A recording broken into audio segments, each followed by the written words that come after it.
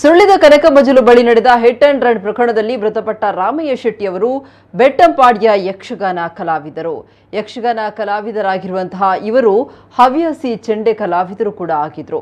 ಹೀಗಾಗಿ ಊರಿನಲ್ಲಿ ಚೆಂಡೆ ರಾಮಯ್ಯಣ್ಣ ಅಂತಾನೆ ಪ್ರಸಿದ್ಧಿ ಪಡೆದಿರುವಂತಹ ಇವರು ಬೆಟ್ಟಂಪಾಡಿ ಯಕ್ಷಗಾನ ಕಲಾ ಸಂಘದ ಸಕ್ರಿಯ ಸದಸ್ಯರಾಗಿದ್ರು.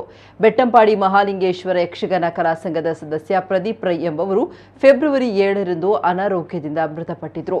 ಅವರ ಅಂತ್ಯಕ್ರಿಯೆ ನಿನ್ನೆ ನಡೆದಿದ್ದು ಇದರಲ್ಲಿ ರಾಮಯ್ಯ ಶೆಟ್ಟಿಯವರು ಭಾಗವಹಿಸಿ ಮನೆ ಮಂದಿಗೆ ಸಾಂತ್ವನ ಹೇಳಿದ್ರು. ಸಂಜೆ ಕನಕ ಮಜಲಿನ ಅಳಿಯನ ಮನೆಗೆ ಹೋಗಿದ್ದು ರಾತ್ರಿ ಭಜನಾ ಮಂದಿರದಲ್ಲಿ ನಡೆಯುತ್ತಾ ಇದ್ದ ಭಜನಾ ಕಾರ್ಯಕ್ರಮಕ್ಕೆ ನಡೆದುಕೊಂಡು ಹೋಗಿದ್ದಾರೆ. ಈ ವೇಳೆ ವಾಹನವೊಂದು ರಾಮಯ್ಯ ಶೆಟ್ಟಿ ಹಾಗೂ ಅವರ ಅಳಿಯ ಜನಾರ್ದನ ಶೆಟ್ಟಿ ಅವರಿಗೆ ಡಿಕ್ಕಿ ಹೊಡೆದು ಪರಾರಿಯಾಗಿದೆ. ಅಪಘಾತ ನಡೆದ ಕೆಲ ಸಮಯದ ಬಳಿಕ ಅದೇ ದಾರಿಯಲ್ಲಿ ಬಂದ ಜನರು ಇವರನ್ನ ಗಮನಿಸಿ ಆಸ್ಪತ್ರೆಗೆ ದಾಖಲಿಸಿದ್ರು. ಆದರೆ ಚಿಕಿತ್ಸೆ ಫಲಕಾರಿಯಾಗದೆ ಇಬ್ಬರೂ ಕೂಡ ಇಹಲೋಕ ತ್ಯಜಿಸಿದ್ದಾರೆ. ರಾಮಯ್ಯ ಶೆಟ್ಟಿ ಅವರ ಅಕಾಲಿಕ ಅಗಲುವಿಕೆಗೆ ಬೆಟ್ಟಂಪಾಡಿ ಯಕ್ಷಗಾನ ಕಲಾ ಸಂಘದ ಸದಸ್ಯರನ್ನ ದಿಗ್ಭ್ರಮೆಗೊಳಿಸಿದೆ. 1 ದಿನಗಳ ಅಂತರದಲ್ಲಿ ಇಬ್ಬರು ಕಲಾವಿದರನ್ನ ಕಳೆದುಕೊಂಡಿರುವ ಬಗ್ಗೆ ಆತಂಕ ವ್ಯಕ್ತಪಡಿಸಿದ್ದಾರೆ.